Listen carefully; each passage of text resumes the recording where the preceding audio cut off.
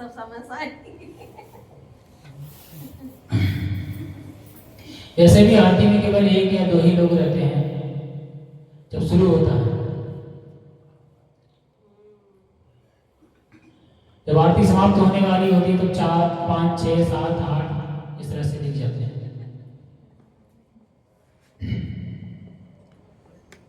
इसका मतलब ये है हम यहाँ पे बोलते रहते हैं, आप सुनते हैं और सुनने के बाद में हाथ झाड़ा चले गए, कुछ साथ लेके नहीं जाना, यही छोड़ जाना।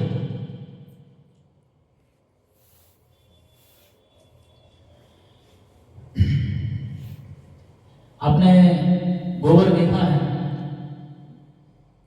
जहां गिरता है कुछ ना कुछ साथ में लेके उठता है।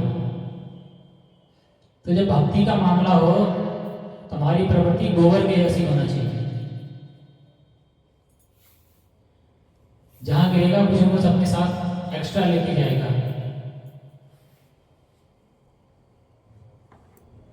इसका मतलब हमारा प्रसाद खिलाना, कथा सुनाना, भगवद गीता सुनाना सब व्यर्थ है।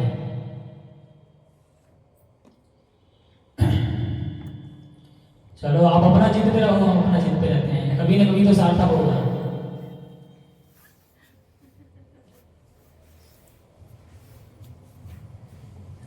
सबके जीवन में अपनी अपनी समस्याएं होती हैं। तो अभी भगवद गीता अध्याय 2, कोई बताएगा भगवद गीता अध्याय 2 का नाम क्या है?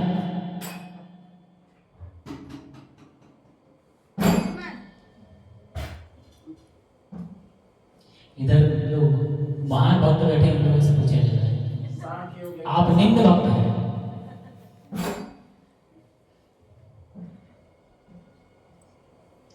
क्योंकि उम्र बड़ी है तो महान भी भक्त भी बड़े होना चाहिए। क्योंकि इतनी सारी उम्र व्यतीत की है तो बहुत सारा अनुभव भी है, और मुझसे भी बड़ी बड़ी उम्र में ज़्यादा बैठे हुए हैं, तो उनको और ज़्यादा ज्ञान होना चाहिए, ज़्यादा अनुभव होना चाहिए।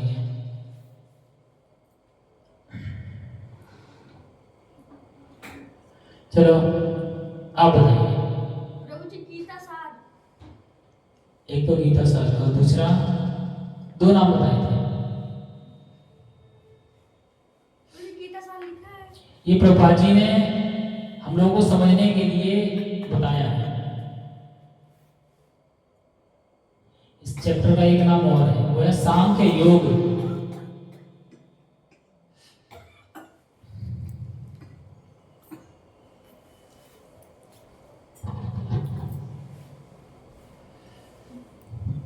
चलो ठीक है, आगे बढ़ते हैं।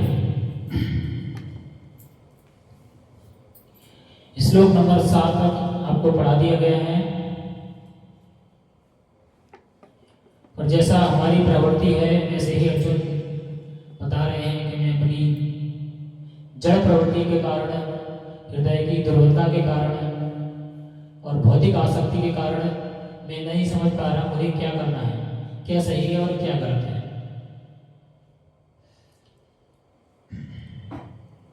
आगे कहते हैं,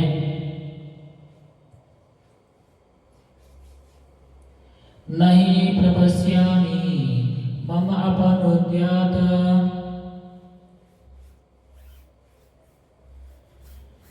यशोकम उच्छेषणम् इंद्रियाणाम् अवाप्य भूमावसयपन्नं वृद्धं राज्यं सुराणामपि च अधिपत्यम्।